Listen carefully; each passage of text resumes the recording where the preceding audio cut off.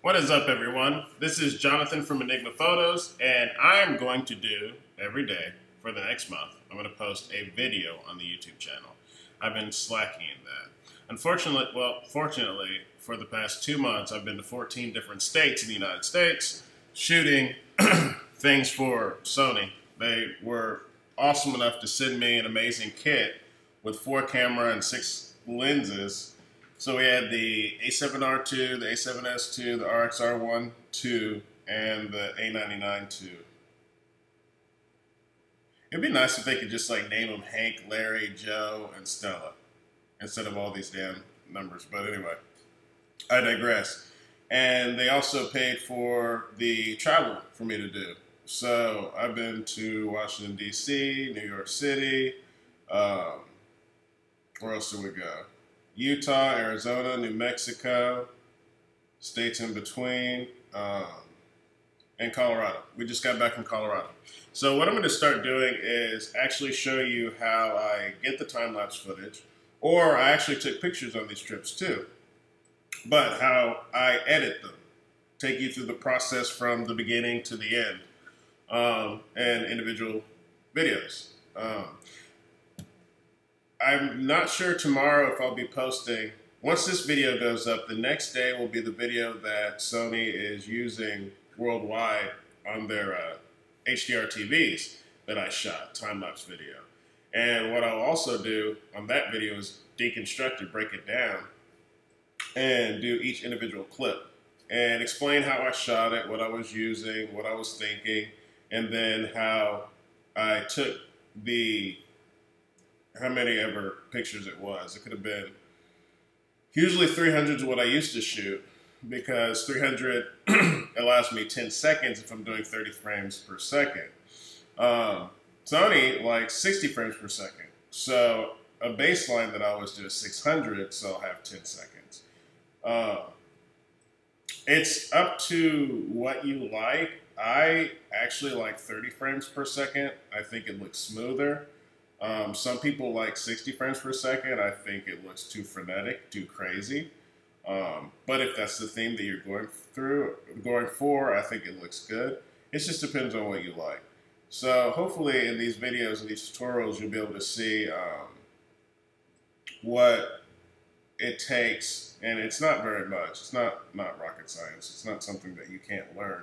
It's very easy to learn. There are just a lot of steps and a lot of things that you have to think about and look for when it comes to doing the time lapses and things like that. So I use 2 programs, well, 3 in the end, but 2 to compose the time lapses. I use LR time lapse, which you can see open in front of us right now. This program is great for combining all of the images, making sure that there's smooth exposures, you don't have flicker and anything like that, and then outputting them however you want to. You can do it in wide gamut. You can do as large as a file you want, as small as a file you want. Because these are going to go to TV, these need to be the big, fat, robust files that have everything in them, all the information. So you can't script on that. But this program is great. And you'll see when we get to that part, all the options that you can choose. It'll even do its own smoothing. Like if you want to drag shutter, I'll explain what that is. Drag shutter is when you put a neutral density filter on your lens. What that allows you to do is slow the exposure down where it's actually blurring. And when you have that blur, it's what they call drag shutter. And it kind of makes everything seamless and a little bit smoother. Well, if you weren't able to do that, or you don't have a neutral density, you can actually add it on in this program, and it works out pretty well. But again, I will show you that later. So what we're going to work on today is, and I already forgot because I've shot so much stuff recently, I have to find the name, is Loveland Pass. Loveland Pass is this beautiful spot in Colorado. It's a ski resort area, but there's this great, like right off 70, as you're going up in the mountains, you can exit for the Loveland Pass area, and then you go all the way up this hill. You can get to the top of the hill, and it's glorious. It's one of my favorite like little places to check out. what we're doing now is it's importing into LR time lapse right now. So you can see the little line going across here. Actually, you can't, if I point to the screen, you can't see it, but you can see the cursor. You see this is going across. It's pretty even when it comes to exposure. We don't have a lot of flicker. It's pretty even. So if I hit play, even though I don't know why it's slowing down, it does this sometimes, you can see the actual footage with all the pictures. And it's pretty even. So it's a little beautiful spot. So what I'll do is, the first step is hit keyframe wizard. And because it's an even scene, not much exposure change, I only need one keyframe. So it's really good at choosing how many keyframes you use. Every once in a while I'll boost it up a little bit, especially if it's a day to night transition, just so I can get equal parts of everything right. Because you don't want to start, the best example of this is you don't want to start with one color temperature and keep the same color temperature at the end, because it actually changes, it goes down as it goes from day to night. So if you keep the same color temperature throughout, it looks kind of wonky. So you kind of want to transition from 52, 5300 to 47, 4400. Now, you can also take that and not listen to it, because you might like weird colors. If that floats your boat, go for it. I'm not here to judge. So now that I've got my keyframe set up, I'll hit save, and it'll save it.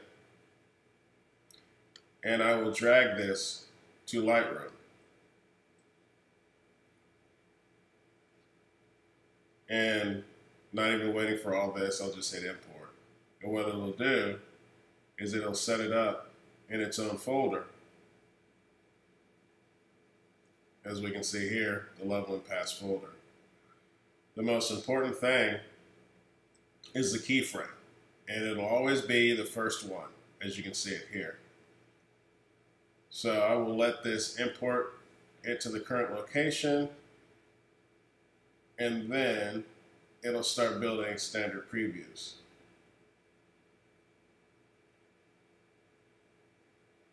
So there we go. I usually say because it takes a little bit and it takes up resources and I don't feel like waiting.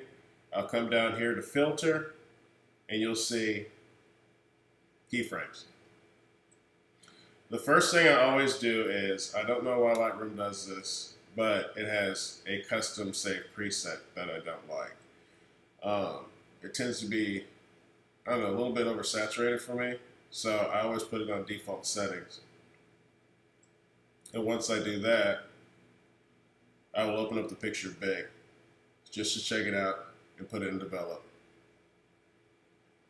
So there we go. It is a pretty beautiful scene.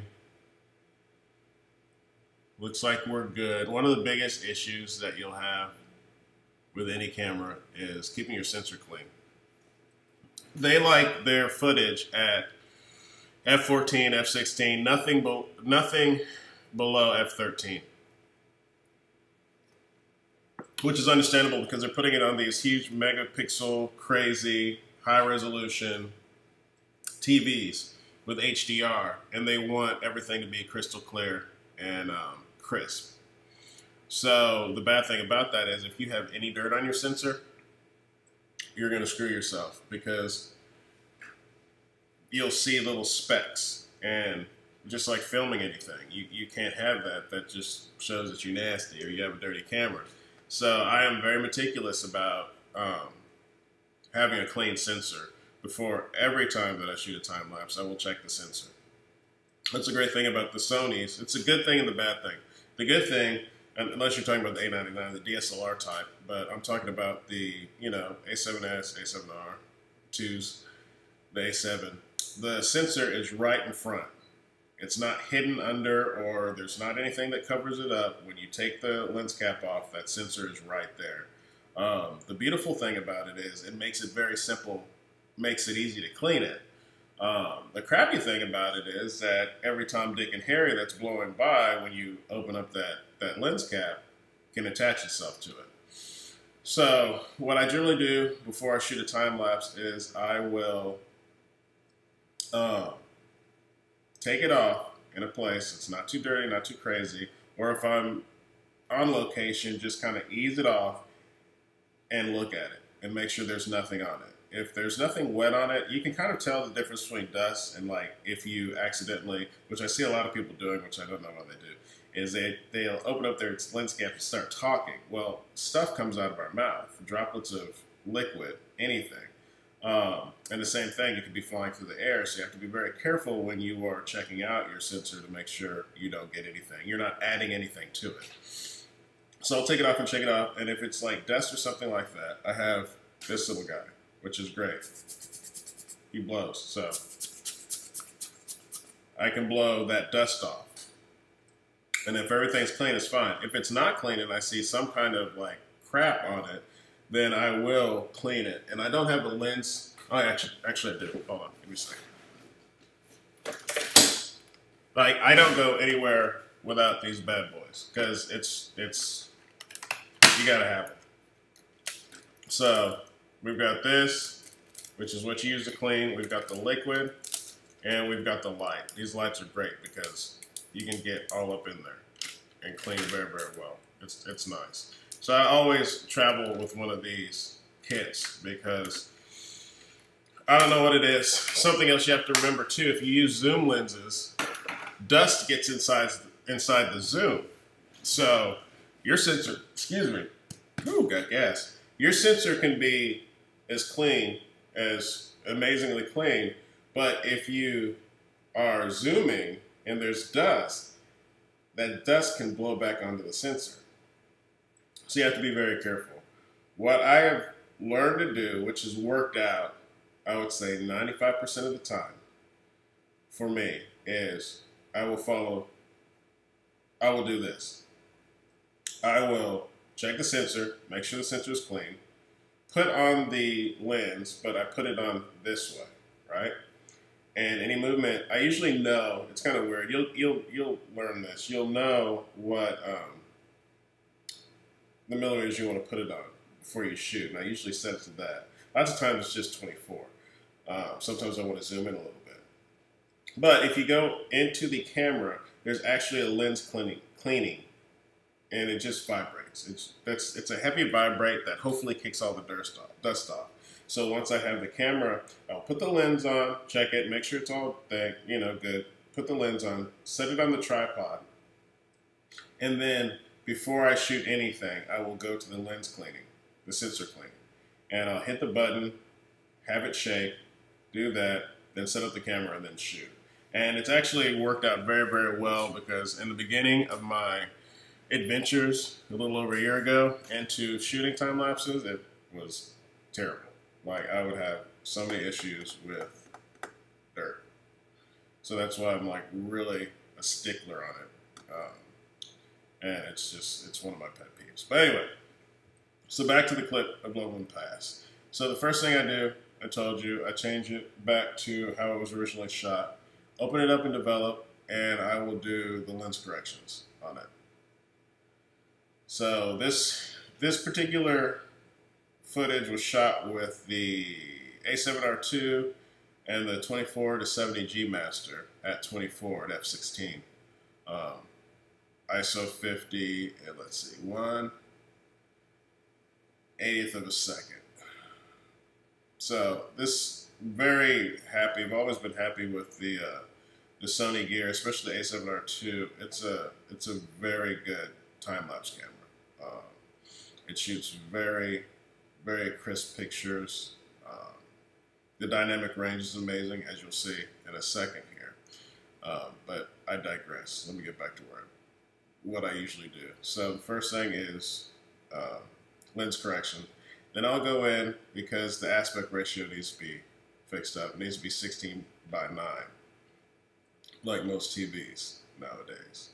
So this is when I crop. Now, cropping in itself is kind of a weird science. The clouds are pretty up there, but it's really about the ground and the shadows. So I'll probably do it about right there. That looks nice to me. That looks good. Yeah, everything looks nice.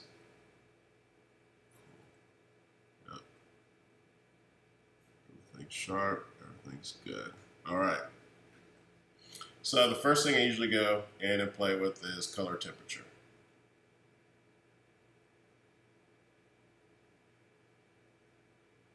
And I'm thinking probably around 53. That looks good. Lots of times at the end, I will come back after I've messed with everything and play with the color temperature. This scene I exposed for the sky, so I'm not going to mess with exposure because it should be pretty good. What I'll generally do is come in and bring down the highlights, but on this one, I actually like where they are.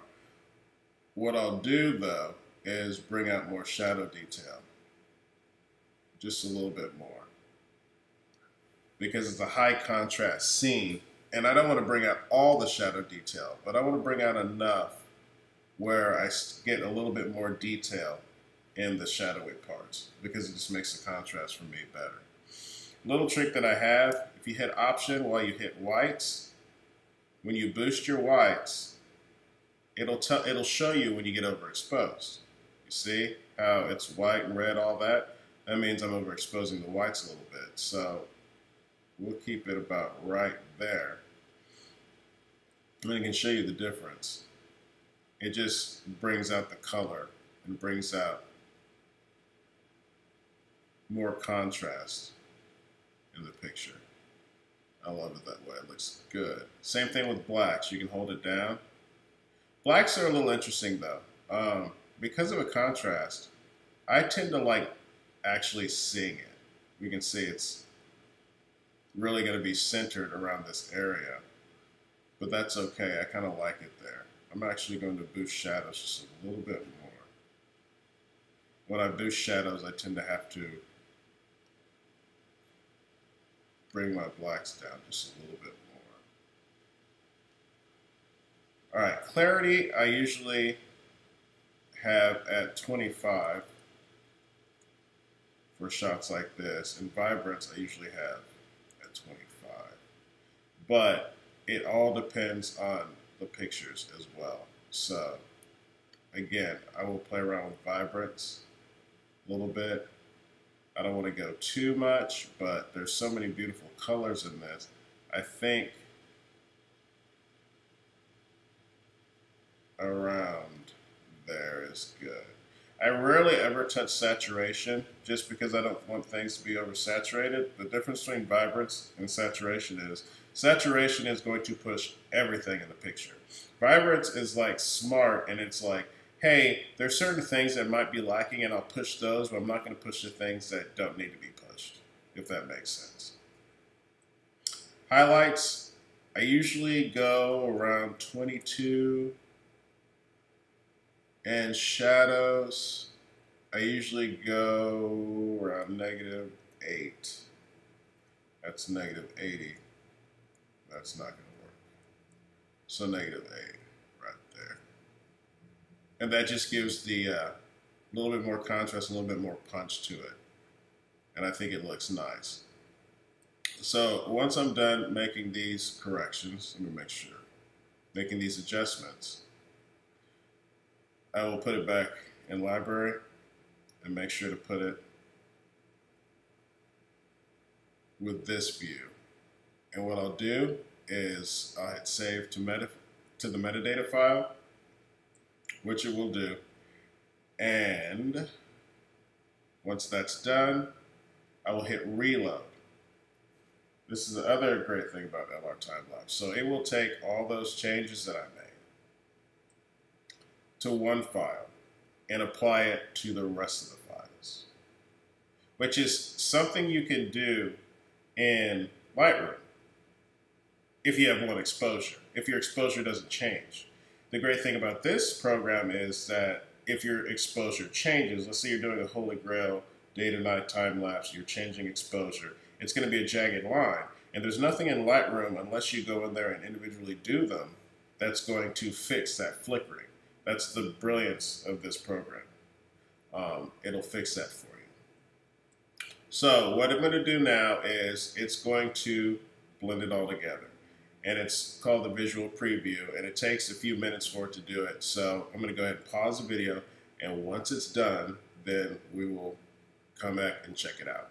All right, so we're back, and it looks like it went ahead and rendered our preview. So we'll go ahead and play it.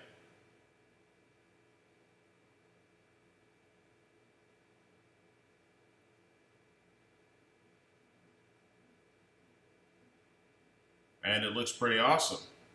I like, lots of times when I'm shooting time lapses, I love seeing clouds moving over, but more importantly, the shadows that they form on the ground. I think that looks really, really super nice. So this is a pretty nice clip. Visual to flicker, we're not gonna have to do that much because it's pretty even. So if it's something like this, I will usually put it on 20 for smoothing, because it just smooths out the exposure line a little bit, but it doesn't need to be really, really heavy-handed. So I went ahead and set that up, and I'll hit save here. And same thing, it's gonna go ahead and process it. It's not gonna take too long, but I'm gonna go ahead and pause the video, while it's doing it, and I will be back when it is done. All right, so we have gone through the visual to flicker. Trying to think if I left anything out, but I don't think I have. So essentially, again, what it does is it evens everything out, and it looks really good. We don't have any flickering. It looks just like a normal scene, no exposure issues, just beautiful clouds going over a beautiful pass, and it looks great. So that's already saved. So what we'll do is we're going to go back into Lightroom, and we're going to go down to filter, and you will see it has full sequence, which is what this is. You're going to go ahead and you're going to make sure that they're all selected, and you'll go to metadata, and what LR Timelapse did was it rewrote all the metadata for all the files, so everything looks the same and is awesome. So what we will do is we'll have read metadata from files. So we'll click, and it's going to go ahead and read all the files, and then it's going to, as you can see, transition them to look just like the rest of the scene. And this generally takes a few minutes, so I will let it do its thing, and I will be right back with you. All right, so it has already gone through and read the metadata, and as you can see, it's transitioning all the files. So I'm going to show you the export process and the settings that I have. So as you can see, we're exporting 300 files, and you have 4 options. You can do it in JPEG 4K. You can do JPEG original, which is original size. So one's for 4K, so that'll be the standard 4K style or size. And then you've got original size. So if you have something like a D810 or a 5DSR or the A7rii, if you do original size, those files will actually be, well, hold on, let me go back. I'm not sure, I can't remember because I did have a D810 at one time, and I'll have to see what the file size was, but I know for the 5DSR and the A7rii, it'll output in 8K, which is really kind of awesome because 8K is going to take a lot of space, but it allows you to future-proof your work. So if you're able to do it that large, you know, we went from 1080 to 4K pretty quickly in the whole scheme of time, and there are some 8K TVs out there in Japan. So if you want to kind of future-proof your work and you've got a DSLR that's that big, then I would say that it's always good to do the largest format you can. It's going to take a lot of space. On my trips, generally, I shoot 2 to 3 to 4 terabytes of images, and that's a lot. I'm just kind of thinking about that. It's a crap ton. But I am outputting, the final output is going to be on 4K TVs. That's what my client wants. That's who my client is. They need it at 4K. And they love having it at 8K because then they can downres. And with downresing from 8K, it's going to look amazing at 4K. So they want the largest files that they can get. And that's how I render as well. Because if you do it in 8K, it allows you to, if you don't have a pan tilt slider, it allows you to put movement in it at 8K, and then when it downrises to 4K, then it's crystal clear. Like if you tried to do that at 4K, then it would not be everything. It would be too zoomed in, and then you'd have to downres it to 1080 for it to look good. So that's why I output in 8K, because it just gives me a lot more options. It's going to take up a lot more space, but that's okay. So what I usually put it in is the TIFF, 16-bit lossless, because I want all the information I can get. I want that picture to be crystal freaking clear, and all the stuff that I shot, I want it inside that. So that's why I usually go for the largest here. So then I go in here, and of course, pick the folder. The way I organize is I usually always put it in the folder where the files are.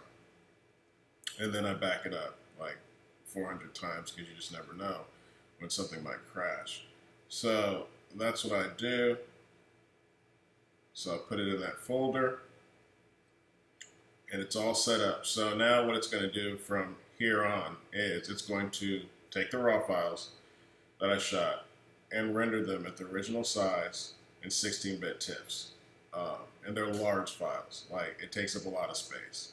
But those TIFFs, then you can actually take those. If you don't want LR time-lapse to render them, you can actually put them in other programs. Final Cut, After Effects. Let's say that you shot a hyperlapse and you need to stabilize it. Well, you can fix all the images in LR time-lapse here and then put it in After Effects, and then you can stabilize it. Or you can have Lightroom or LR time-lapse put it together for you, which is what I generally do. Like I said, unless it's something that I need to stabilize or want to do something different with, I usually keep it here. So I'm going to go ahead and have it export, and it's going to take a while. So not a while, but it'll take 20 minutes probably. So I'm going to pause it again, and then when we come back, you'll see the interface for how I want it to render into the final video. So just give me a few minutes, and I will be back with you. Let's get this to export. There we go, preparing to export, checking everything, and now it's exporting. So I will see you in a few minutes. All right, so we are back, and here we have an LR time-lapse, the module that allows us to put all those TIFF files and make them into a video. You've got your normal windows here. Here's the folder that it's in, and then the output folder, which is in the same folder. You can output it into MP4, 264, ProRes, or 265. 265 on Mac right now isn't something that it will see. It's what, like, the standard that they use, like at Sony and other places like that. I know that it will be able to be used on the new High Sierra. I saw that when Apple did their whole thing, which is cool. So it's something that you can use here in the near future. You can also have output sizes from 720, 1080, 3K, 4K, UHD, 4K standard, 6K, and 8K UHD. I usually do source resolution. So as you can see, since it's the A7R II, 8K is 7,680 by 4,320. But the native files for the A7R2 are 7,952. I don't know why I'm having a hard time with numbers today. So as you can see, it's larger than 8K. So what I generally do is do source resolution on that one. Frame rate, you can go from 24 to 60 frames per second. You can slow it down or speed it up. Quality, you can have low to ultra high. I put it always at ultra high because I want everything. Color sampling, 420, 422, or 444. And then you can also, with the color gamut, you can do standard. But I like doing wide because that's what you can see on HDR TVs and things like that. It just makes the colors a little bit more poppy for me, especially when you want to go in and do some colorization or anything like that in post-production. I usually like working with those files a little bit better. So this is how I have all my settings in LR time-lapse. Once this renders out, I will, at the end of this video, show you exactly what the clip looks like. And this is the format that I'll be doing for the next 30 days. So there are going to be a lot of awesome clips from DC, downtown, Washington. We've got a really cool clip that's inside the train station there. We'll be doing the panos that I've done with the, I can't remember, I've been to way too many places. Maroon Bells in Colorado, and also Horseshoe Bend. So we have a crap ton of footage that I'll be going through and showing you how I edit it. So I hope you have a good rest of the day. If you have any questions, just add a comment at the end of this video. Appreciate y'all and hope you have a good weekend. Talk to you later.